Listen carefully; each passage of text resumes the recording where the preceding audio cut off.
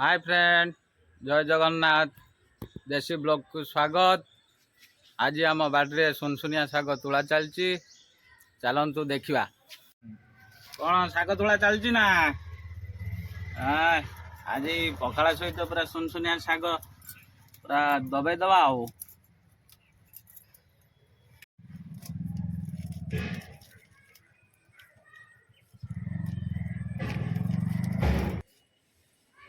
Finally आमर शाग तोला sir जाइए। डाला तो पूरा शागर फुल हो जाइए। देखी देखी देखी देखी हाँ, आज पखाड़ खियाटा पूरा जमीज। फाइनाली शाग बछा चलची। तापर खडरा हम। भोक तो प्रबल जोर लगिलान। आते सर देखा। खाइबार आग्रह मोर बहुत अच्छी कहीं सुनसुनिया शाग को पखाड़ भात सी जो निदर मजा आज आसो बहुत बढ़िया। मु खाली अपेक्षार रही। चलतु देखा। फाइनाली आम तो शाग खटरा चलती। भोक तो अति कि बास्ना से रसुणर जो बास्ना होती केते सुंदर। जिते जल्दी हो सेते जल्दी पखाड़ार मजाटा नवा।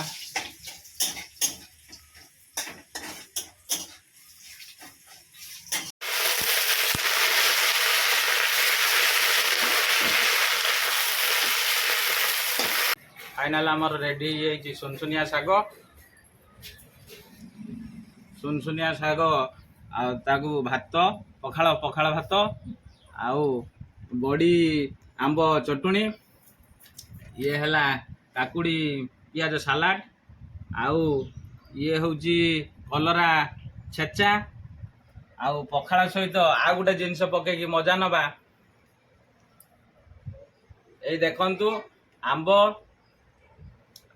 पखाड़ रे पकेइबा एबे तार नासी देखि पारथिबे कि बास्ना। आहा हा एरम आपण माने भी बुड़े की खातु। पिला दिन कथा मने पड़िबो।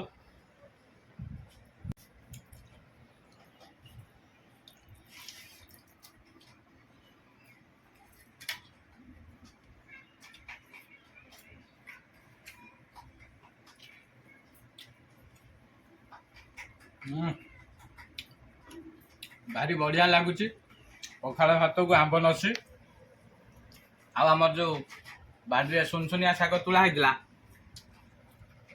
केते सुंदर लगुच टेस्ट।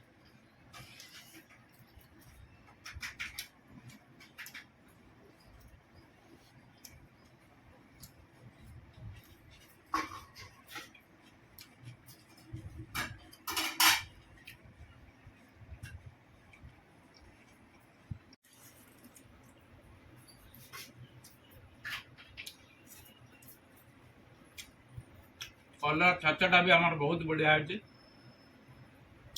बड़ी पड़ी सहित देसी बड़ी।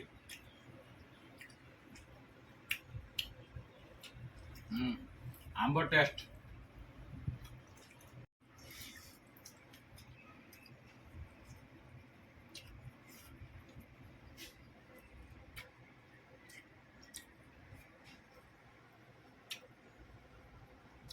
आपण मैंने भी एरम खरा दिन में पखाड़ ता सांग को एरम सब बनई खातु आइटम भारी मजा लगे। सांग माने एबे मु रहूची नेक्स्ट ब्लॉग रे देखा हबो।